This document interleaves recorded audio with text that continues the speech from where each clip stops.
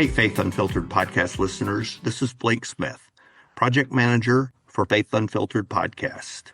This is part 2 of an episode between host Robin Linkhart and guest Jordan Harmon, where Jordan is sharing his faith transition story in a very special Fair Trade episode. We hope you enjoy the conclusion to this interview. So how was that playing out, your growing interest in the community of Christ and Joanna and your family? Mm-hmm. At this time, it was kind of, I would say I had a very ecumenical faith. I was still very LDS. I was an Elders Quorum president just before we moved to Arizona. And I really valued serving the families.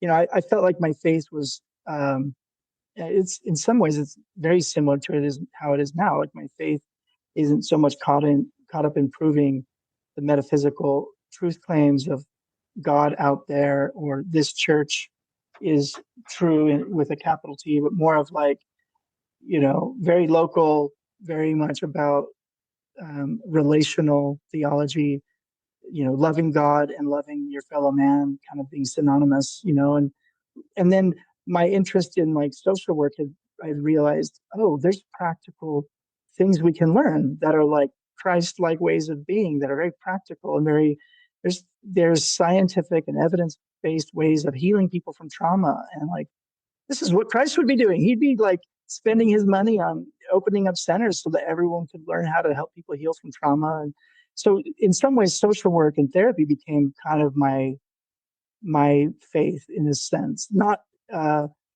you know, in a practical way. But then Mormonism, LDS was still very much my home.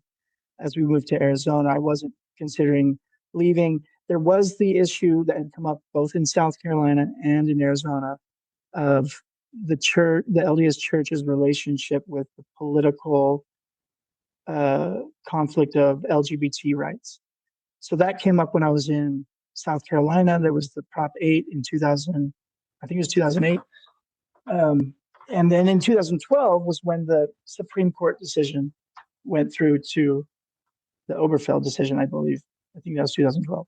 So as this is unfolding, I was kind of figuring out, you know, how do I feel about this? Like, you know, like I don't have to think about it. Like the way the laws are set up, the way the church is set up really works for me.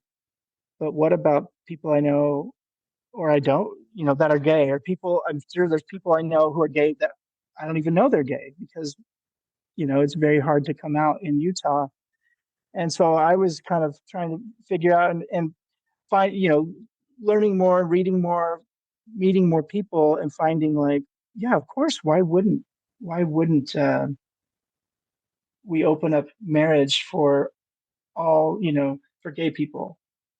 You know, why wouldn't, so that was a dissonance with me and the LDS church. And there were other progressive Mormons who, you know, I'd read things that they had written and it would resonate. But it was also hard for me to see how the church would reconcile the LDS church, because of the family proclamation. It seemed that was becoming, I sensed that the LDS church was becoming more the church of the family proclamation and the church of kind of a certain nuclear family, and the church of kind of procreation, which again works for me.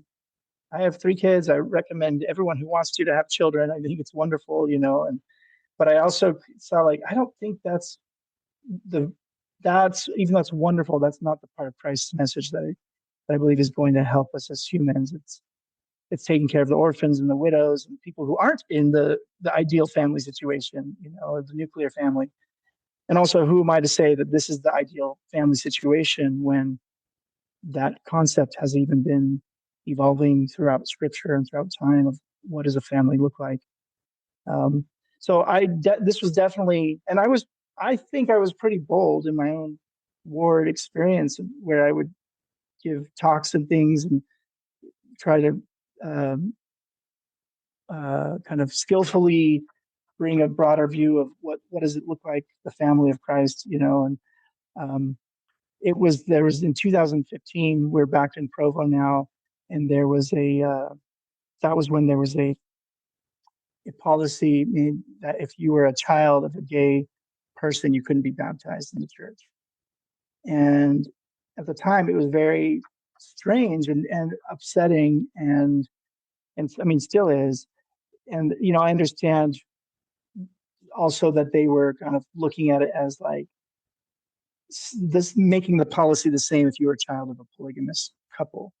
But it just seemed so wrong to me, and it was the first time I ever considered, like, what if God doesn't want me to be part of this church?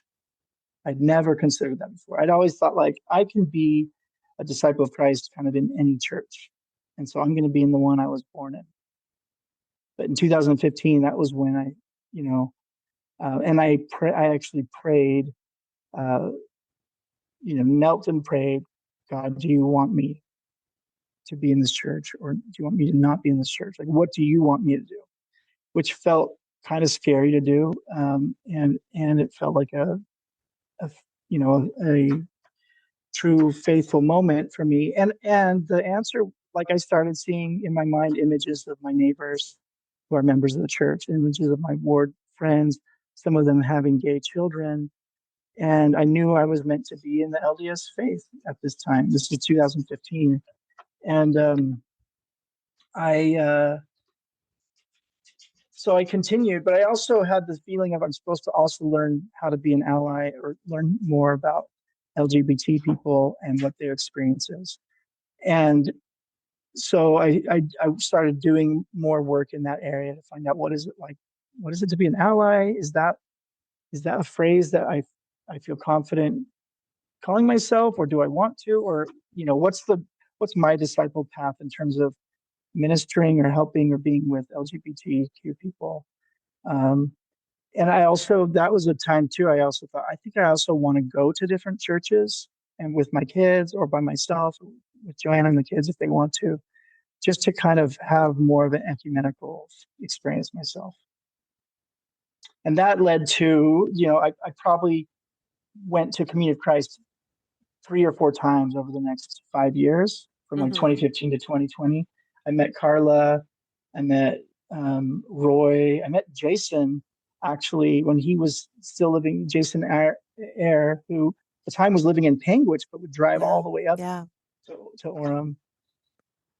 But I still was not feeling a sense of joining Community of Christ. It was very periodic. In fact, the plan was I want to go to the Quaker church. I want to go to the Krishna temple. I want to go to the Buddhist Sangha. And I just wasn't quite doing all those things as much as I planned, just because, things get busy on a Sunday, especially if you're also going to your 3-hour ward and have a full-time calling as well. Yeah. So how did your family accommodate your, was there friction at home about your choice to visit and be kind of ecumenical, or was that kind of smooth, up and down? I think that was appreciated. I think that was smooth. Sometimes I'd go by myself, sometimes with others, but at that point it was still very seldom. It was, once a year. So it became, when it really became a bigger thing, is in 2021. It was kind of around the COVID time. COVID's kind of easing up. And that's when, and I honestly can't remember if it was January of 2021 or 22, but that's when I actually started going to Community of Christ every other week. And it was around the time that the LDS church went to a 2-hour block instead of 3. And we had Sunday school every other week instead of every week. And I was a Sunday school teacher for 15-year-olds, including my son. And so I would go to our ward on the week that it was, that I taught Sunday school. And then the other week I would drive up to Salt Lake. Okay. I was going to ask if you were going to Utah County or Salt Lake. Yeah. So Salt Lake. Wow. So that's, and that was 20. a bigger change. Yeah. That's it. Okay, so take us up to today, because there's a lot has happened since 2022. I know so much has happened. So I was doing that I was calling it an interfaith fellowship. And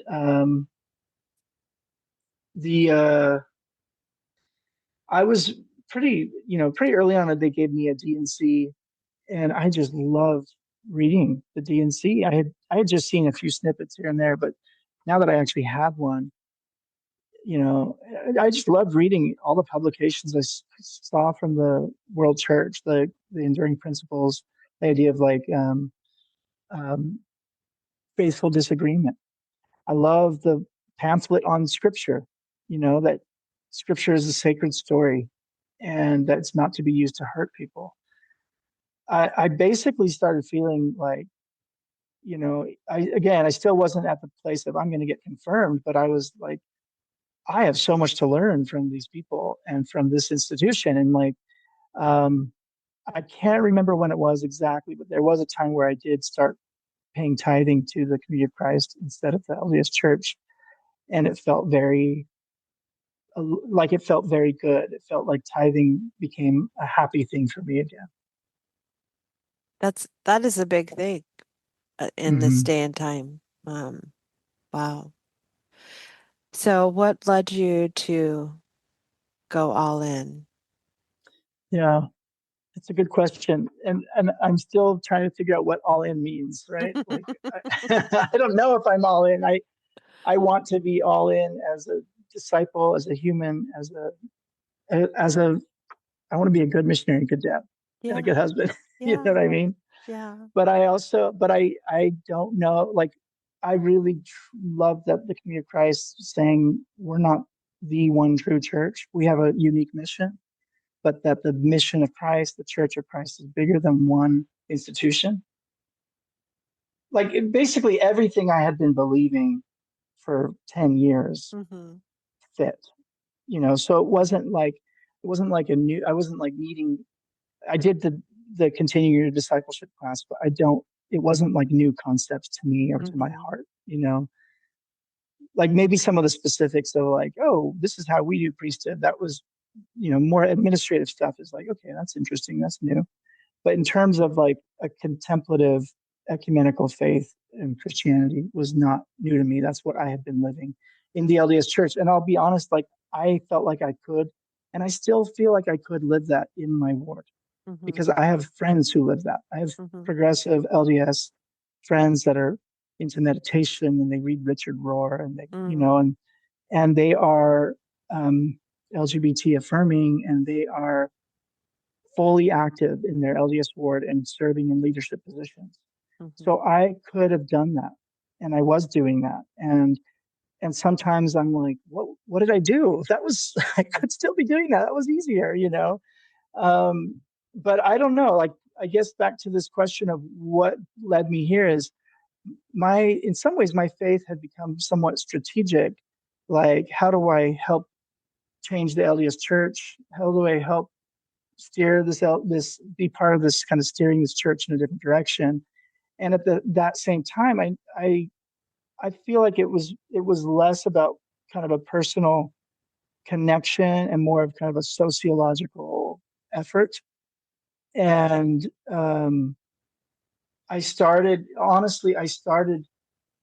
I thought, you know, I need to listen to the people in my faith who I disagree with more. Mm-hmm. And I need to listen more, you know, because I could feel myself really being drawn into Community of Christ. And I thought before I do something impulsive, I need to listen to, at the time, you know, President Oaks more carefully at the time, you know, not prophet president. Um, and when I would listen to the more orthodox teachings, it was so interesting because the things I would hear is like, trust the Spirit of the Lord in you, be courageous, follow and let the consequence, you know, and it was like speaking to the part of me that was like being pulled more to the Community of Christ. Mm-hmm. But these were the more orthodox members. They were saying things like, hasten the work. Like now is the time. Like, and so what it was is it was basically the missionary, the 19-year-old, 20-year-old missionary Jordan, who Uh-huh. wanted to be part of something that he really believed in. That was like excited and like, you know, I would tell friends and family and they'd be kind of interested, but no one, you know, was really joining me to come up to Salt Lake. You know, sometimes people, my wife or one of, you know, my kids would come with me sometimes, but usually they're like, really, you want me to go to extra church today? Like an extra, you know, and I have a brother up in Sandy who came with me a couple times who really loved it. At the same time, he was going through his own kind of faith change. but that was it really. Like there was a moment I was at work one day feeling kind of lost and like, what am I supposed to do? And am I supposed to do something, or is it just like do whatever you want? Like God doesn't care. Just keep being you, just do whatever. But I opened up the DNC to kind of a random verse, and it was the one, I think it's in DNC 164 that, yeah, it's 164:9. I opened it to this page during this moment of feeling kind of like, oh, what am I supposed to do? Is there a specific thing God wants me to do? Or is it just whatever? What does my heart want? And this is what I turned to. It says, beloved children of the restoration, your continuing faith adventure with God has been divinely led, eventful, challenging, and sometimes surprising to you. By the grace of God, you are poised to fulfill God's ultimate vision for the church. When your willingness to live in sacred community as Christ's new creation exceeds your natural fear of spiritual and relational transformation, you will become who you are called to be. The rise of Zion, the beautiful, the peaceful reign of Christ awaits your wholehearted response to the call to make and steadfastly hold to God's covenant of peace in Jesus Christ. And the rest of it is just beautiful as well. But I was just tears streaming down my face in my office, feeling like just overwhelmed that like, okay, God is speaking to me, and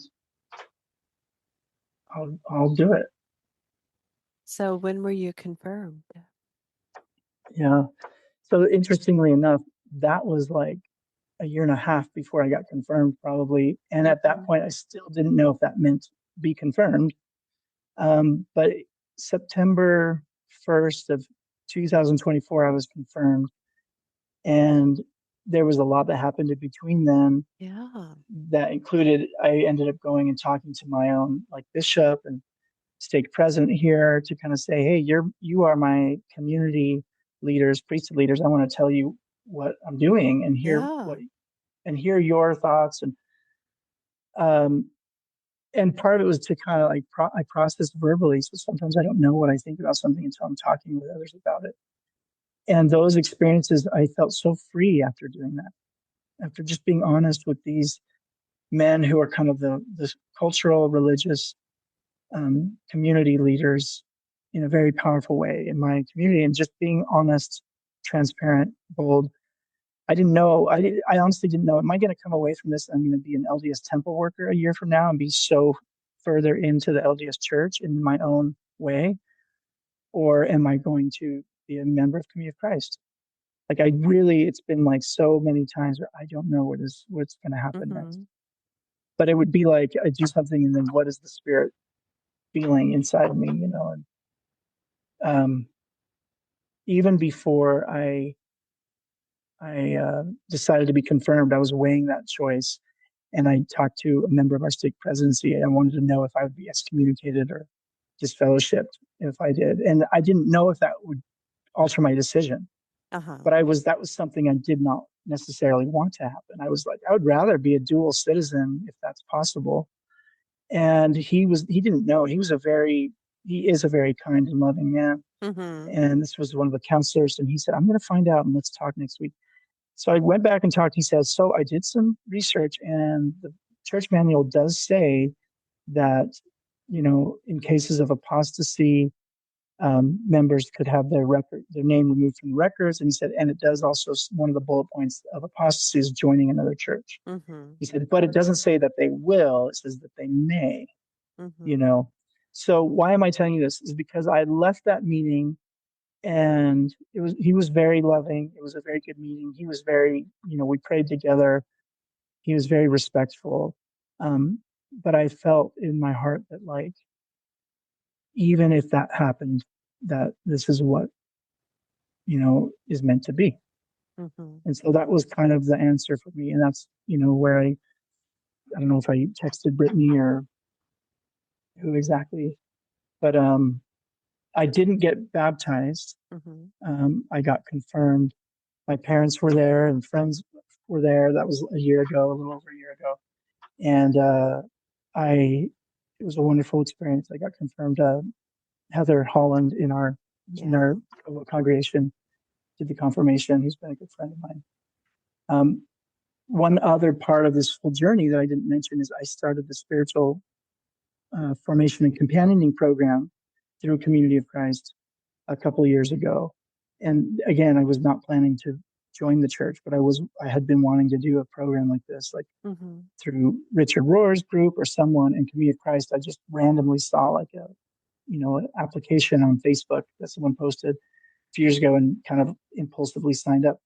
And that experience, the first time going for a week to the temple in October of 2023, I still remember going there and being amongst all these kind of lifelong Community of Christ members, mostly women, but some men. Like the first table I sat at was Ron Carnes and Ruth Campbell. And I think they're both evangelists maybe, but Ron's a psychologist, Ruth's a social worker. We were talking about Jungian psychotherapy. We were talking about dialectical behavioral therapy. Like these are the frameworks and the practices that have framed my adult life and my understanding of Christ and of healing. And I just felt so amazed that it wasn't a table full of businessmen and lawyers. Like, not to put that down. Those are like valid things to do, but it just felt amazing to be in this community where there was these people who were just, their whole life had been about healing and peace. And I was like, this is people I need to learn from, So again, at that point, I wasn't planning on joining, but that spiritual formation program has been, it's still going. We still have a few months left, but that's been a big part of my journey with Community of Christ as well. That's awesome. So, as you know, and you have shared, faith is a lifelong journey. And you have talked a bit about what some of the challenges have been for you as you live into this new faith tradition, which is distinctly different in many ways as far as the path and the restoration movement that Community of Christ has taken. And yet your story speaks to a beautiful integration of not either or, but both and. Have there been specific challenges that you've had to deal with as you've kind of lived into a Community of Christ? I'd say the biggest challenge, I wasn't as aware of how impactful it would be to be confirmed, impactful in terms of how to say it, the psychological, psychosocial feeling of being, to be honest, being a minority. I've never been a minority, at least since I moved to Provo, Utah when I was 12. I've really never been a minority, and I didn't know how much I valued on like a nervous system level, feeling trusted by everyone around me. And is that because you have lived in a high Mormon demographic and the community you like that is the dominant culture and dominant community? Yeah. So just the Mormon part. Yeah. So has there been anything that's been difficult to give up? Yeah, that feeling of belonging. And I, my mother, who just got to plug in my iPad here because it looks like it's low batteries, but my mother is, she's been kind of like the Christ-like mentor of my life, and such a wonderful, loving person. And when I told her, I can't remember, I don't think it was when I told her about being confirmed. I think it was just the Interfaith Fellowship. She told me she was very worried about the distance that would happen. And I was kind of like, what do you mean? What distance? Like, we're not going to have distance. But she was right. There's distance. And just in between someone who is a very faithful, active member of the church and then leaves, that is a uniquely threatening thing. Most of the seekers I know, there's much more religious trauma that they experience. There's much more of a a like they're LGBTQ or they're women who wanted to be ordained and were very vocal about it. And so there was more like I've been very integrated into my LDS world for so long. I've, I've never had a stage where I was angry at the church, you Mm-hmm. know, and saying this is bad. I'm leaving this for something better. It's been a process of this has been wonderful for me, and and God is calling me into another part of the vineyard, but Mm-hmm. just it's not seen that way by Yeah. others. And I also don't always feel like I belong in the seeker community, because I think a lot of seekers legitimately do have religious and spiritual trauma, and so they Uh, do have more anger and more um, you know more harsh things to say at times, maybe towards uh, members of the church or whatever, and I don't fault them for that. But it's a weird place to be, because I do feel like the both and feeling. mm-hmm. Like I would love to go to my LDS ward and get up and be able to bear my testimony of Christ Yeah. in a non-confrontational way. And I haven't been excommunicated or disfellowshipped, but that's Mm-hmm. something that they have asked me not to participate in some of those ways. So Mm-hmm. what I do when I go, I just have to go and not really and just be quiet, Yeah. which ends up being a kind of interesting spiritual practice at times. But you know, I could probably use being quiet more often. Well, and as you're talking, I'm hearing you kind of walked into this marginalized experience that was unexpected in a sense. Yeah, I think I naively thought like this feels so beautiful. This feels so right. It was kind of effortless. It kind of felt like the Spirit's just carrying me into this thing, and I'm okay if you want, okay, God, if you want me to do this next step, I'll do it. I don't know. But then it was kind of like a wake up call of like, oh, this is um, why isn't everyone celebrating? Mm-hmm. Why aren't my neighbors and friends like asking me about it? Why aren't they like, Uh-huh. wow, what's your faith journey been like? Why isn't my family or parent? That's definitely, they talk about the three different wounds. I don't know if it's Thomas Keating, but my like wound is like the status esteem wound more than the safety or the control. Like wanting to be liked, that's like an old story for me. And so this has really, even just from a psychological, Jungian level of like shadow work and healing, is this has brought that up for me in a major way Mm-hmm. of like forcing me to learn how to be alone, or at Mm-hmm. least feel alone, Mm-hmm. and learn how to be okay in that, and learn how to not then treat others, try to like not give into the distance, try to keep building friendship and community, even if I perceive that other people aren't feeling that from me, Mm-hmm. you know. That's fascinating. That's deep work too. That's really deep work. Mm. So, Jordan, as you walk with church members and friends and new seekers, what do you see people looking for in their church or faith experience? What's meaningful for them as they choose to journey with or spend time with community of Christ? And at the same time, I think you have people in your life that are speaking to the big life questions of their generation. What are you Hmm. hearing? Are you talking about specifically from seekers or from just people in general? Or It, and both ends, yeah. yeah, I mean, I think people want to belong. I think they want to they want to find something trustworthy. I think I remember way back when Barack Obama was president. President Obama, talked about like a trust deficit in our nation. Mm, That has stuck with me. I just feel like that has just in the world, just it's like, who do you trust in terms of religion, in terms of relationship, in terms of getting news, in terms of, do you put your trust in like this book of scripture, like biblical inerrancy, or this prophet, like this individual or this institution? And I think people want something to trust, um, someone or a group or an institution, and I feel like I don't. I feel like this is where that question of all in, I don't think Community of Christ is asking me to trust them in a way that's like, in a way that I don't feel comfortable with.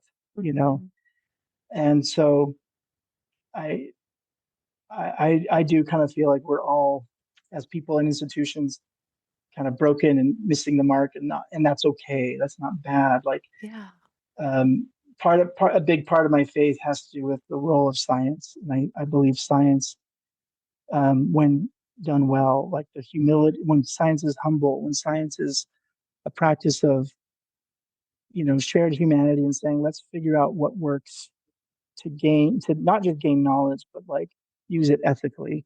That humans learn so much, but that it can be so misused. And I kind of see science as a form of revelation. Yeah. And so that's really important to me. And I know a lot of LDS people that feel that way, and imagine a lot of Community of Christ people. But yeah, to answer your question, I think people want belonging. They don't trust. They want to fit in. They want to feel like they can be themselves. Mm-hmm.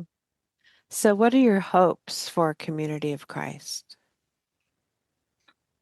My hope, I have, I hope, I hope that LDS people will see their kind of, I don't know, cousins, distant cousins, and say like, oh, we have a lot to learn. That's not necessarily for Community of Christ. That's more for the LDS faith. But for Community of Christ to maybe know how beautiful some of the things they have are, to not be ashamed of them, and to keep doing what they're doing, and just keep going forward in that adventurous faith journey, I'd say. Mm-hmm. Is there anything that you need Community of Christ to hear you say? I'd say thank you. That's kind. That's very sweet. Is there anything that I haven't asked you about today that you just really want to share? Hmm. Um,